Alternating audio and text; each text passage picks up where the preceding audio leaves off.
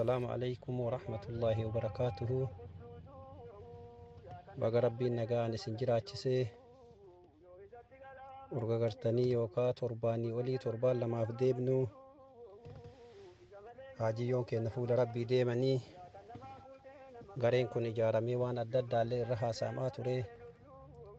Marti keessanuu rabbiin jazaa isinii haa deebi'u.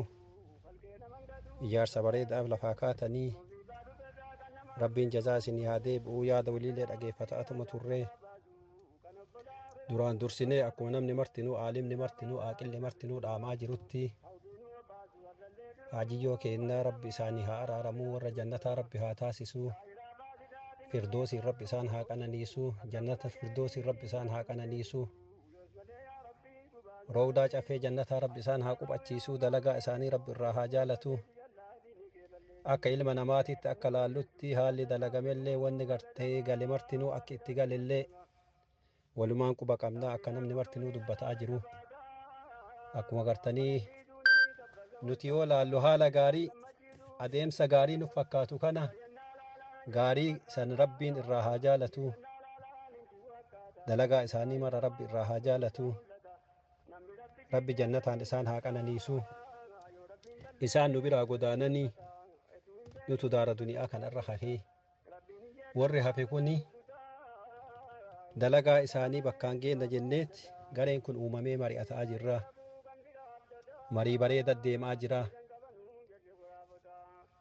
Wanni haasa'amellee guddatu jira. Waa hafan jechaaf osoo hin taane eega gartanii asi hafne waan haajiyyoon dalagatanii dabarsan nullee waan akka ilma namaatitti akka ilma biyyaatitti eega duuba hafne haga rabbi nu jiraachise waan dalagaa gartanii bareeda takka isaaniifillee mindaa yaa'amtuu taate takka waan qabaa biyyaafillee ijaarsa gaarii waan tahaa gadhaabna jenneeti gareen kun dhaabatee mari'ataa jira. Amma yoo laallu nama 600 jala dhiyaataa akka biyyaatittillee namni biyya hunda jiruu haga namicha miti haga na 2-3 geennallee gurmuu guddatu jirallee baga dhuftanillee baga dubbattanillee rabbi isinirraa haa jaalatu, jazaa rabbi isinii haa deebi'u.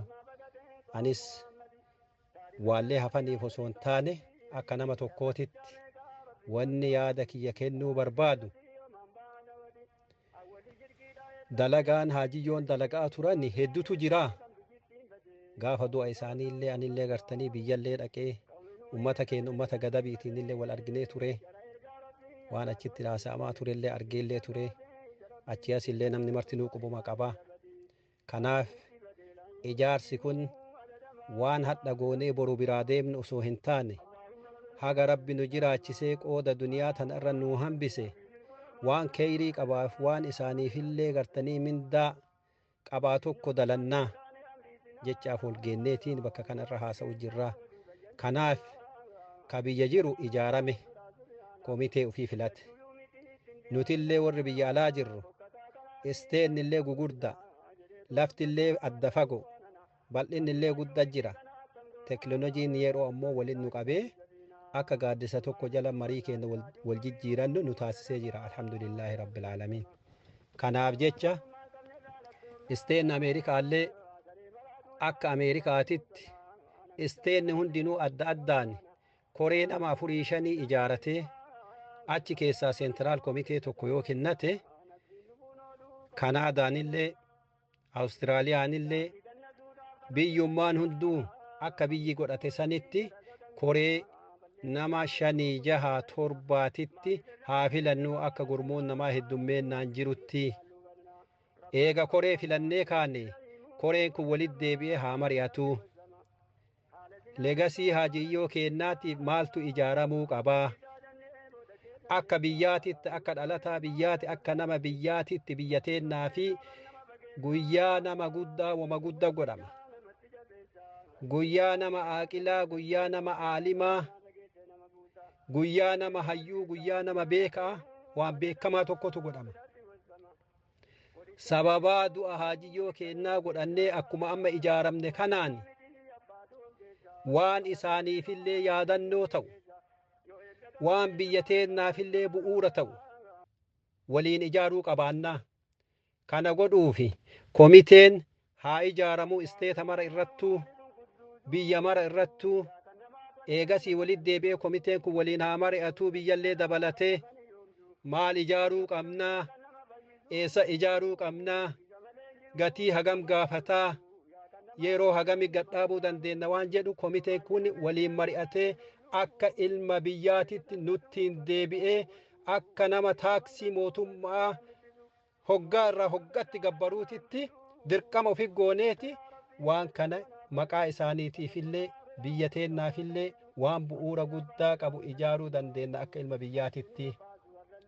Haajiyyoo Haaji Muhammadi ka Gadabii bichaa mitii, ka Hasaasaa bichaa mitii, ka Itoophiyaa bichaa mitii, bakka hunda nama dhaqqabanii jiran. Maaltu kana godhe? Rabbumatu ol isaan fuudhe. Dalagaa isaanii Rabbi irraa qeebale.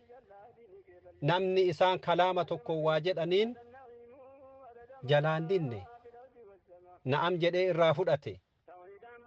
Qabeennaanillee yaadaanillee waliin dhaabate. Har'a isaan nu keessaa godaananii jennaan wanni isaan kaleessa kokkossaaf Booranaa fi biyya hunda keessa dalagan suni qilleensi akka waan san hin tunne jechaaf waliin dhaabanna jennee gareen kun ijaarame.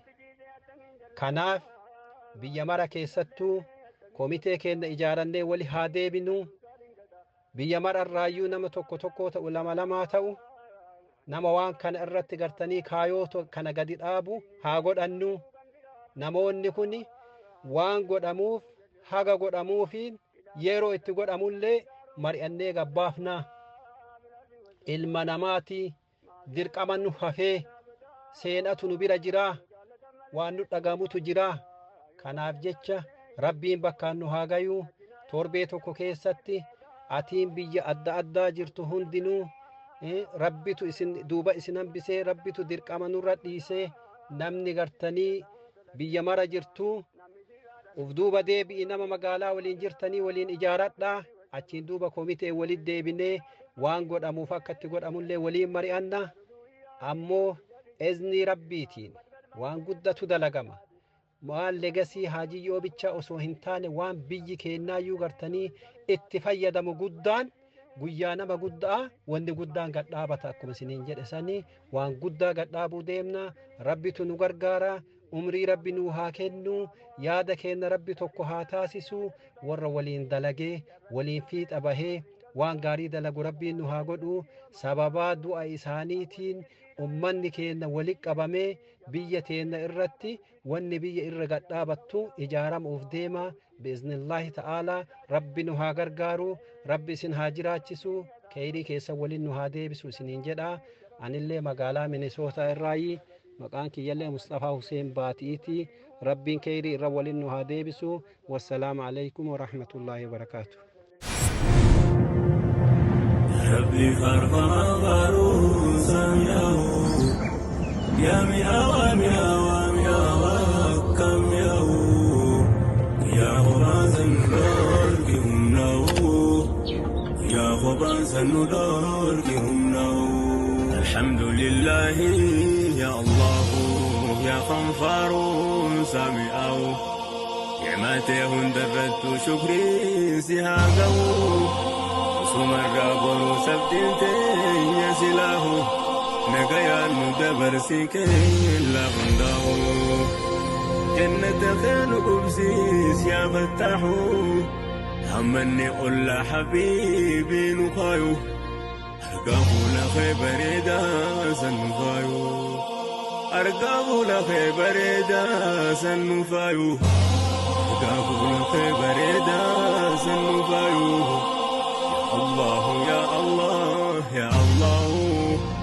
يا الله يا الله يا الله إلهي يا إلهي يا الله إلهي يا إلهي يا الله يا ربي خلقنا